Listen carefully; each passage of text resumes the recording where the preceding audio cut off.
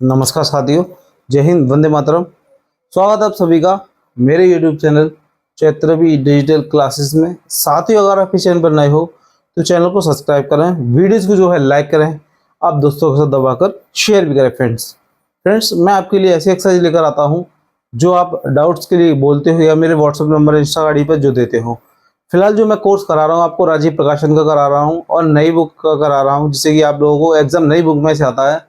बहुत से बच्चे पुरानी बुक से पढ़ते हैं बट एग्जाम बेटा नई बुक से आता है। आज हमारा चैप्टर नंबर 2 है पॉलिनोमियल्स, और उसे हिंदी में बहुपद कहते हैं। पॉलिनोमियल्स, ठीक है, उसको हम बोलेंगे बहुपद। उसके बारे में जानेंगे, उनको इंट्रोडक्शन वीडियो बनाएंगे, साथ ही साथ उसकी एक एक्सरसाइज भी करेंगे। तो जुड़े जुड़े रहिए वीडियो से। देखिए, आपको इसके बारे में यानी बहुपद के बारे में जानने से पहले तो सबसे पहले मैं हेडिंग डाल देता हूँ, जिससे कि आप लोगों को समझ में आएगी। मैं डेफिनेशन के साथ हम पूरा करेंगे। कोशिश करूँगा कि दोनों लैंग्वेज, जो हिंदी मीडियम इंग्लिश मीडियम वाले बच्चे, दोनों ही कवर कर सकें। बहुपद, इसको आप पॉलिनोमियल्स बोलते हैं।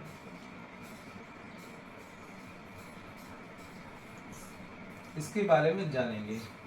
इसका आपको समझना चाहिए, ये है डेफिनेशन से आप समझो या फिर विदाउट डेफिनेशन समझो। आपको जो बहुपद होते हैं वो आपके वेरिएबल एंड कांस्टेंट से मिलकर बनते हैं।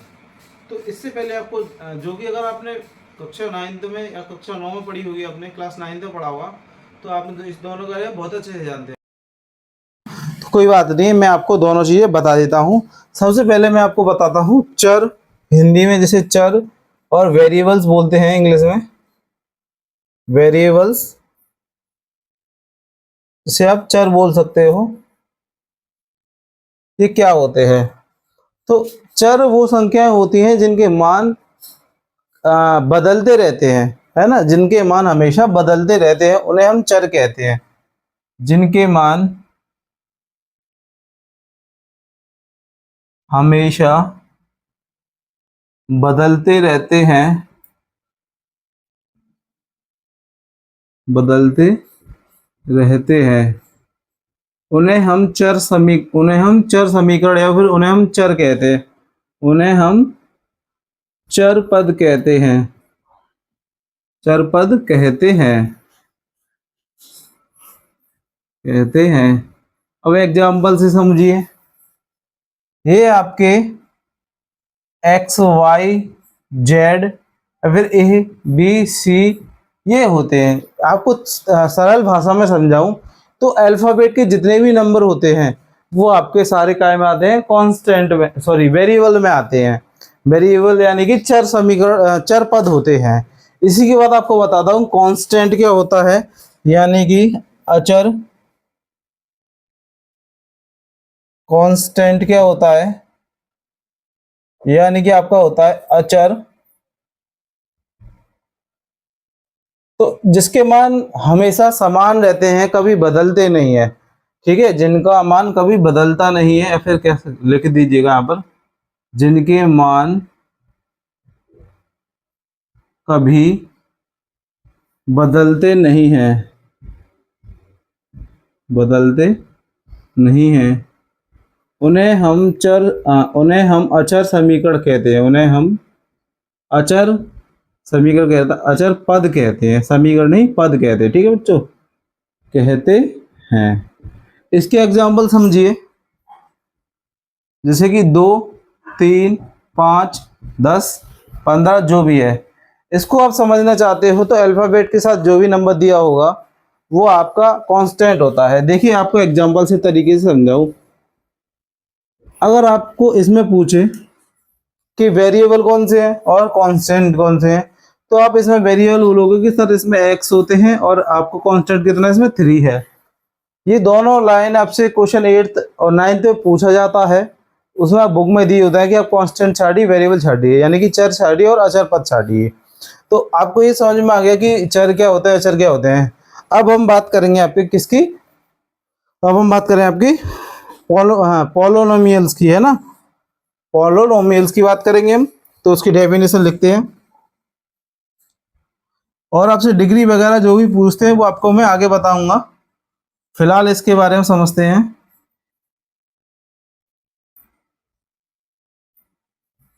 पॉलिनोमियल्स क्या होते हैं? बहुपद होते हैं तो बहुपद के बारे में आपको समझाऊं कि चर और अचर दोनों से मिलकर जो बनता है उसे हम क्या कहते हैं, पॉलिनोमियल्स यानी बहुपद कहते हैं। जो चर व अचर दोनों से मिलकर बनते हैं, दोनों से या फिर दोनों को मिलाकर बनते हैं, बने हैं या बनते हैं, उसे हम बहुपद कहते हैं।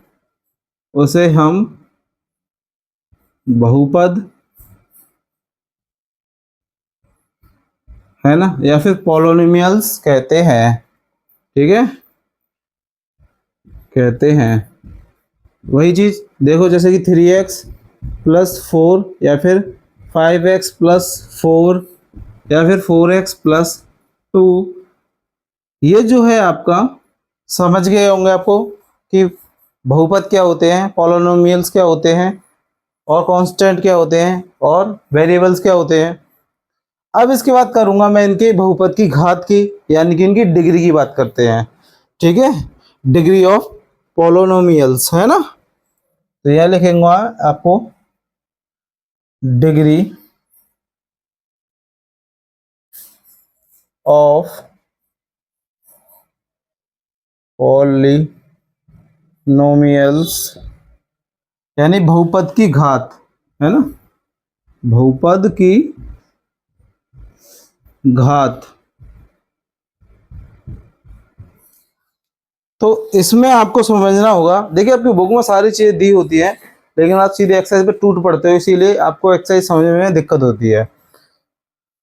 तो बहुपद की घात क्या होती है, किसी भी बहुपद में चर राशि के ऊपर जो भी घात दी रखी होगी, चर राशि के ऊपर जो भी बड़ी, सबसे बड़ी वाली घात होगी, वही उसकी क्या कहलाएगी, डिग्री कहलाएगी। डिग्री ऑफ पॉलिनोमियल्स यानी कि बहुपद की घात कहलाएगी। तो समझ रहे, तो इसकी भी आपको डेफिनेशन करा देता हूं मैं कि किसी बहुपद में चर यानी कि आपका वेरिएबल, क्या, वेरिएबल, ठीक है, वेरिएबल राशि के सबसे बड़ी घात, सबसे बड़ी घात क्या कहलाएगी,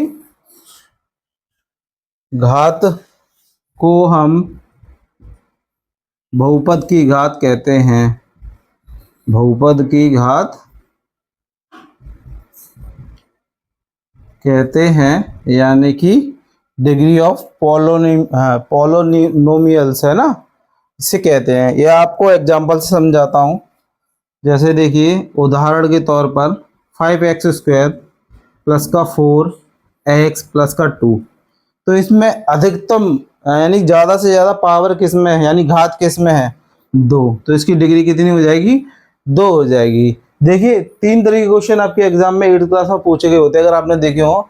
पहले चर पद छांटिए, फिर क्या था, अचर पद छांटिए, फिर कहता है कि बहुपद छांटिए यानी पॉलिनोमियल्स छांटिए, और फिर कहता है आपसे कि डिग्री छांटिए। ये 4 क्वेश्चन आपको 8th क्लास में बकायदा एक्सरसाइज में एक एक पॉइंट में दिए जाते हैं। तो आपको ये यहाँ पर काम आ रहे हैं ना, ये हो गया। या फिर आप ऐसे समझ लीजिएगा 4 2, है ना। तो इसमें जो है आपकी अधिकतम घात कितनी है, 4 है, तो इसकी अधिकतम, इसकी डिग्री क्या हो जाएगी, 4 हो जाएगी। इसके बाद अब जो मैं बात करूंगा आपसे, अब हम बात करेंगे कि इनकी टाइप्स कौन कौन से होते हैं, यानी बहुपद के प्रकार कौन कौन से होते हैं, यानी पॉलिनोमियल्स के जो आपके टाइप्स कौन कौन से होते हैं, उनके बारे में हम बात करेंगे। अब देखिए, टाइप्स ऑफ पॉलिनोमियल्स क्या होते हैं, यहाँ पे लिख देता हूँ, बहुपद के प्रकार, बहुपदों के प्रकार यानी कि टाइप ऑफ पॉलिनोमियल्स,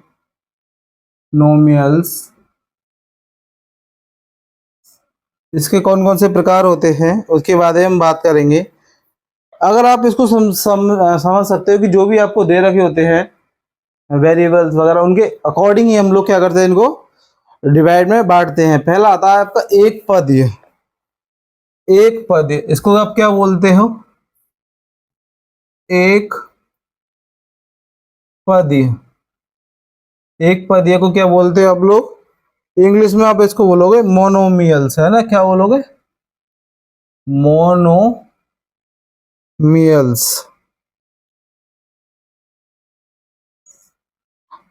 अब ये क्या होता है, अगर आपको नहीं पता, जिसमें केवल एक ही पद होता है वही आपका क्या कहलाता है, मोनोमियल्स कहलाता है।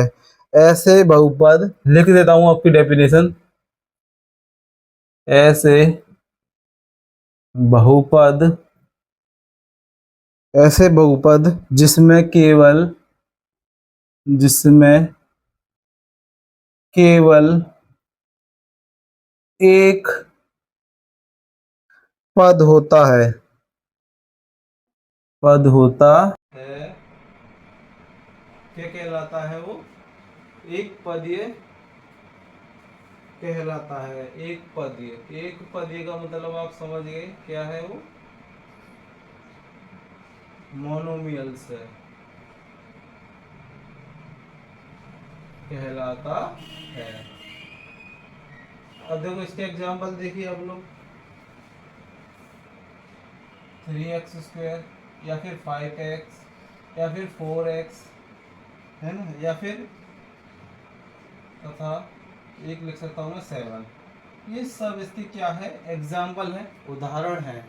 ठीक है, आपको समझ में आ गए होंगे। इसके बाद मैं बात करता हूँ द्विपद की, यानी बाइनोमियल्स की। द्विपद, द्विपद यानी कि बाइनोमियल। इसमें क्या होता है, ऐसे पद जिसमें दो पद होते हैं, है ना, ऐसे पद, ऐसे बहुपद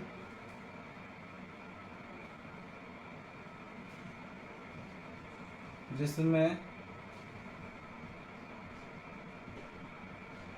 दो पद होते हैं,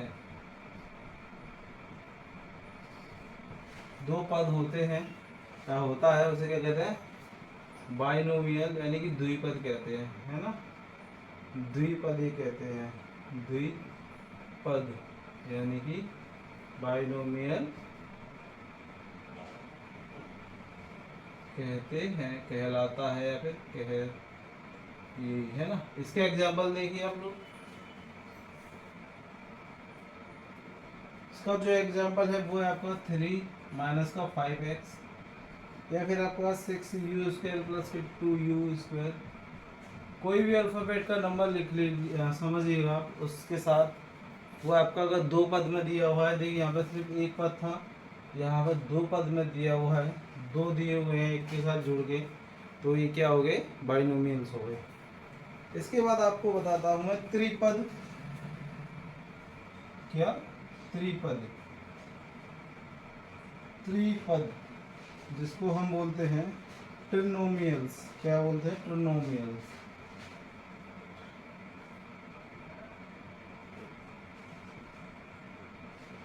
ऐसे बहुपद जिसमें दो से अधिक होते हैं उन्हें हम ट्रिनोमियल्स कहते हैं। ऐसा बहुपद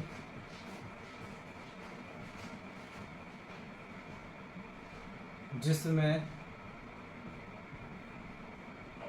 क्या होते हैं, तीन बहुपद होते हैं, तीन पद होते हैं, तीन पद हैं, त्रिपद, त्रिपद यानी कि ट्रिमोनियल्स, नोमियल कहलाता है या कहलाते हैं। ये आपके, मैंने आपको तीनों बता दिए। अगर इसके बाद भी और आपको एक इसके बाद होता है शून्य, यानी जीरो पोनोमियल्स, जिसकी घात, जिसमें पोनोमियल्स जो भी यानी आपका जो पॉलिनोमियल यानी बहुपद होगा वो 0 होगा, वो भी आपको बता ही देते हैं। रेखीय बहुपद 4th नंबर पर, सॉरी, शून्य शून्य बहुपद, शून्य बहुपद यानी कि आपका 0 पॉलिनोमियल्स।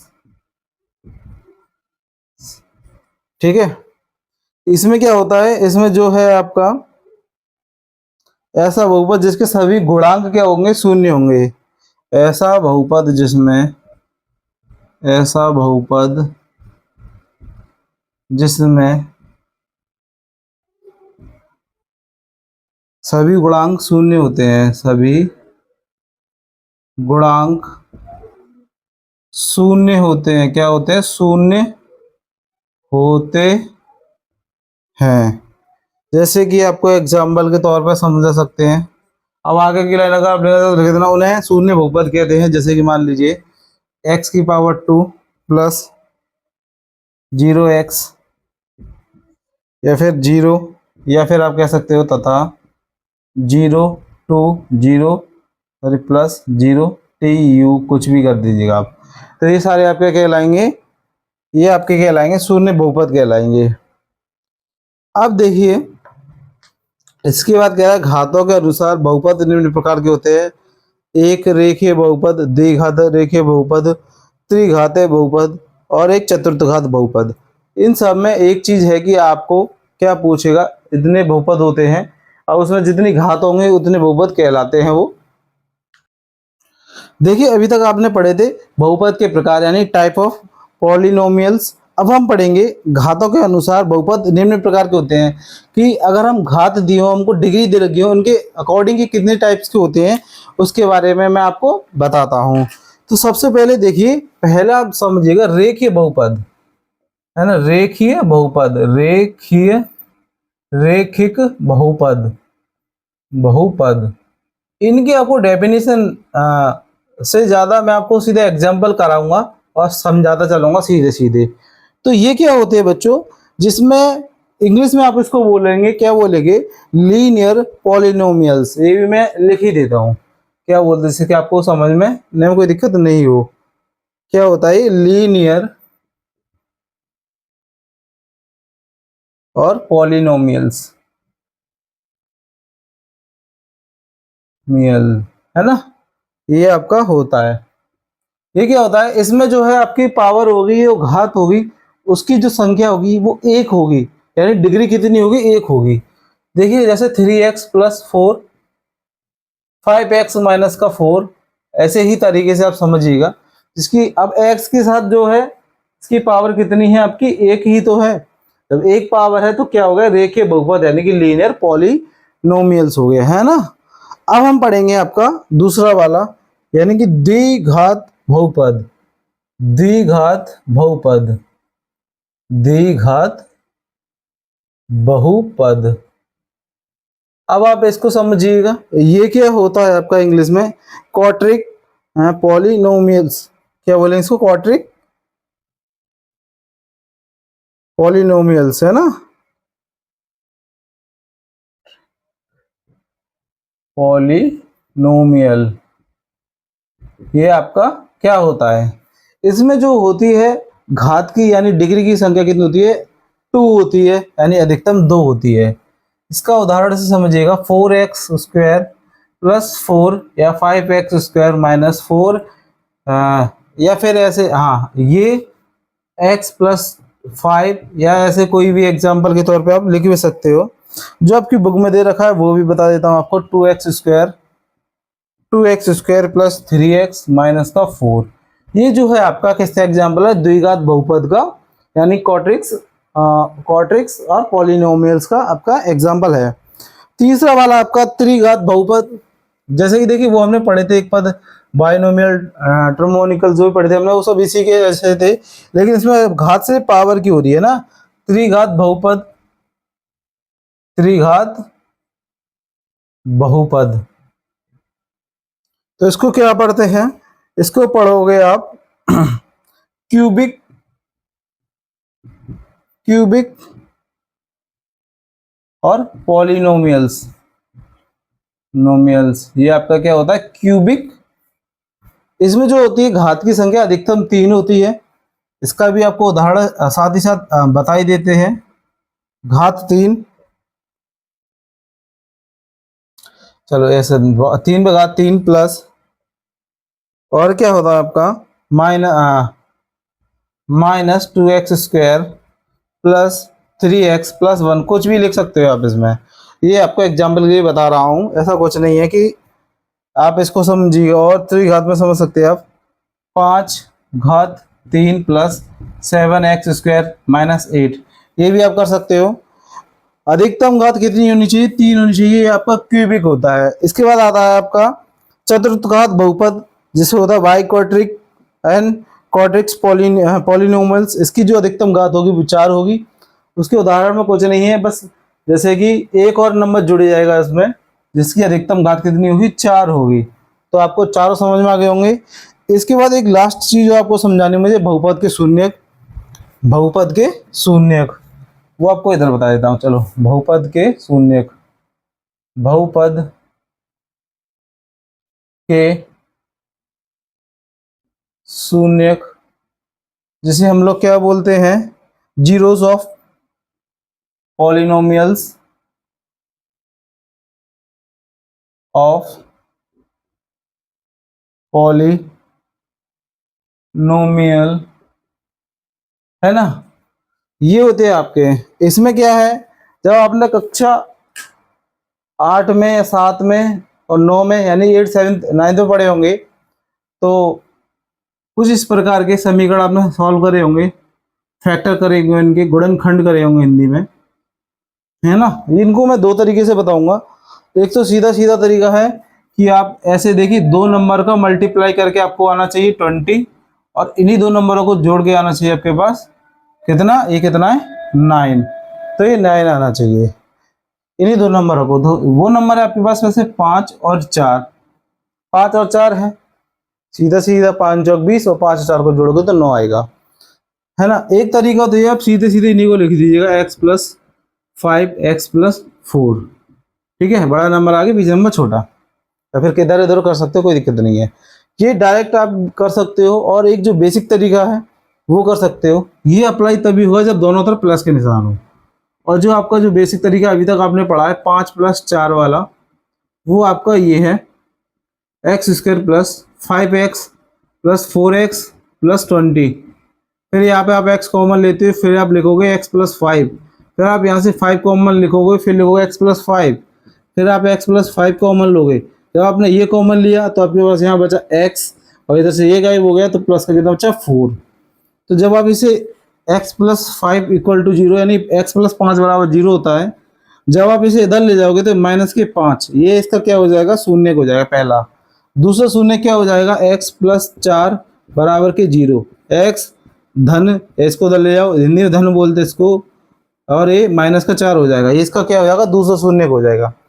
2 तरीके आपको मैंने बता दिए हैं, बस ये जो अप्लाई करोगे आप तभी करना जब दोनों तरफ प्लस के दे रखे हो, तो दोनों माइनस के आ जाएंगे, ठीक है।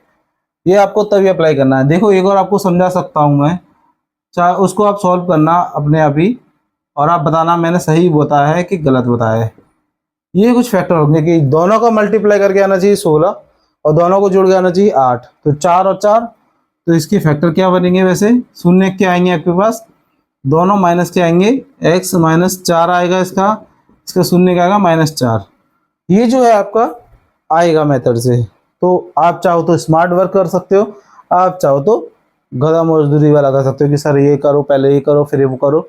आप स्मार्ट वर्क चुनेंगे तो आपको क्या है, MCQ सोचो 1 सेकंड में होना था, वो 1 मिनट में होगा। आपका एग्जाम में टाइम बचेगा। आपको बचाना है कि आपको बर्बाद करना है, आपकी इच्छा है। अगर आप बैठ नहीं जा रहे हो तो टाइम बर्बाद कीजिएगा, और आपको अच्छे नंबर लाने हैं, टॉपर करना, तो आप ये वाला मेथड समझिएगा। इसके बाद मैं आपको बात करता हूँ एक्सरसाइज की 2.1। देखिए अब मैं आपको कराऊंगा एक्सरसाइज 2.1, जिसमें कुछ नहीं है, बस आपको कह रहा है पहले वाले क्वेश्चन में कि बहुपद px और y बराबर px के ग्राफ नीचे आकृति में दिए हुए हैं। प्रत्येक आकृति में px के शून्यकों की संख्या ज्ञात कीजिए। चित्र आपके इस प्रकार हैं, सारे मैंने बना दिए हैं, टाइम वेस्ट ना हो जिससे कि बस देखिए ये आपका x शून्यक है और ये आपका y शून्यक है। ये जो है पूरी लाइन y शून्यक है, ये आपकी x शून्यक है। उसने कहा है कि सिर्फ x की बताओ, x के बताओ। तो भाई ये वाली लाइन x को कितनी बार टच कर रही है, ये इस वाली लाइन को कितनी बार टच कर रही है, एक भी बार टच नहीं कर रही। तो इसका क्या उत्तर हो जाएगा, इसका उत्तर हो जाएगा आपका शून्य। क्या हो जाएगा, शून्य। आप इसमें हल में लिख सकते हो, पहले में मैं लिख देता हूं और दूसरे में से आपको बता दूंगा कि आपको कैसे करना है। तो लिख दीजिएगा पी एक्स के शून्यकों की संख्या कितनी है, 0 है, यानी कि शून्य है, शून्य है। क्योंकि आलेख x अक्ष को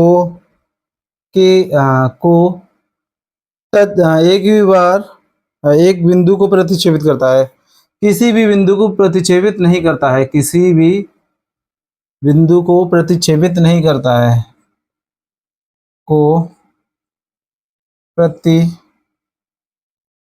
क्या नहीं करता, प्रतिच्छेद नहीं करता है, प्रतिच्छेद नहीं करता है। ये आपको मैंने लिख दिया है, आप इस तरीके से ही बाकी के लिए सब में लिखना, जिससे कि आपको एग्जामिनर अच्छे नंबर दे। मैं आपको सब में ये बता दूंगा कि कितने कितने को टच कर रहा है, आपको ये पूरी लाइन अपने हिसाब से उसमें लिख देगा। देखिए इसमें देखिए एक्स को कितनी बार टच कर रहा है, सिर्फ एक बार टच कर रहा है। दूसरे वाले कितनी बार टच कर रहा है, एक बार टच कर रहा है। तो कितनी बार टच कर रहा है, यहाँ पर मैं लिख दूंगा कि शून्यकों की संख्या कितनी है, एक। मैं सिर्फ ये लिख रहा हूँ ना, दूसरे वाले में शून्यकों की संख्या एक है, बाकी आप लिख दे देना संख्या एक है। अब देखिए इसमें कितनी बार टच कर रहा है x को, 1 2 3, तो इसमें शून्यकों की संख्या कितनी हो गई, 3 हो गई। तो लिख दीजिएगा तीसरे वाले में शून्यकों की संख्या कितनी है, शून्यकों की संख्या कितनी है, 3 है, 1 2 3 है ना, 3 है। पूरा डिटेल में यहां से लिख दीजिएगा आप।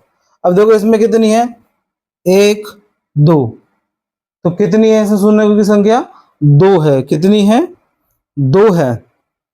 तो यहां लिख देता हूं मैं शून्यकों की संख्या 2 है, शून्यकों की संख्या 2 है। अब देखो इसमें कितनी है, 1 2 3 4, तो शून्यकों की संख्या कितनी है,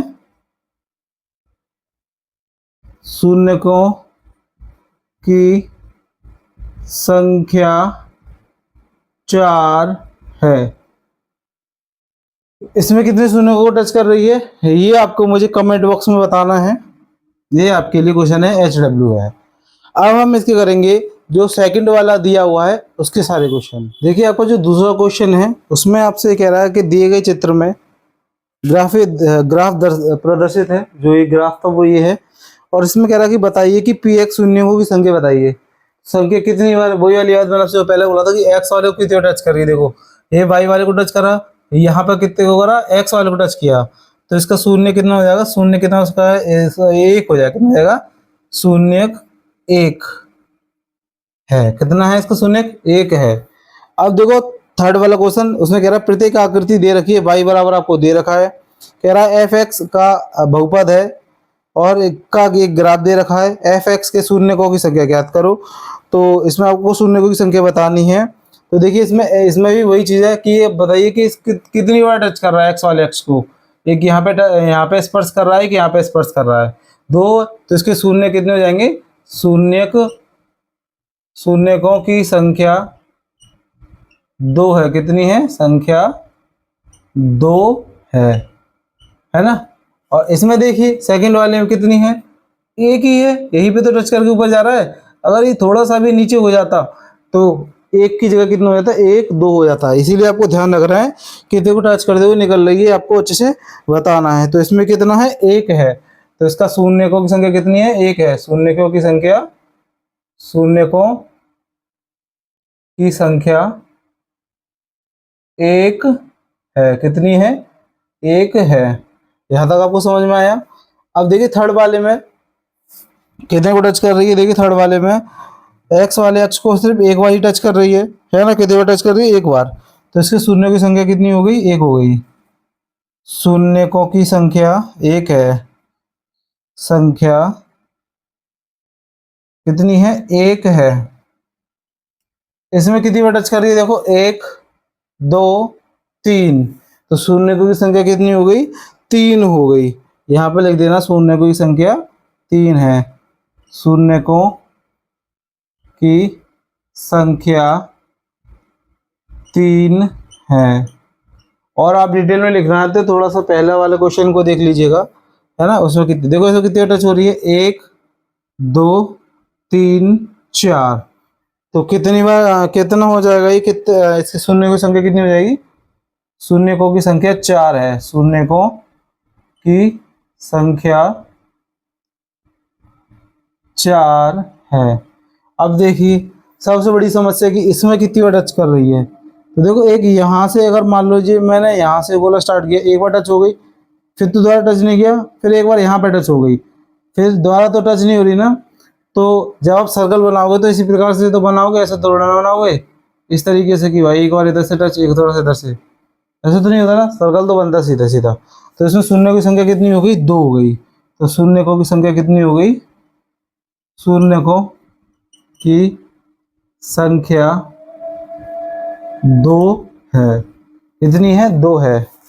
तो फ्रेंड्स इसी प्रकार मैं आपको आज 2.1 हमारी समाप्त होती है। बाकी की मैं वीडियो आपको नेक्स्ट वीडियो में 2.1 कराएंगे। अगर बच्चों की डिमांड आई तो मैं डॉक्टर मनोज रे को आगे भी कंटिन्यू कराऊंगा।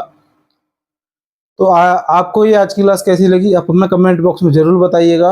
अगर आप फेसबुक पर इसे देख रहे हो तो भी हमें कमेंट बॉक्स में बता सकते हो। कुछ अलग चाहते हो, कुछ और चीज़ें सीखना चाहते हो, ट्रिक वाइज सीखना चाहते हो तो भी बताइए।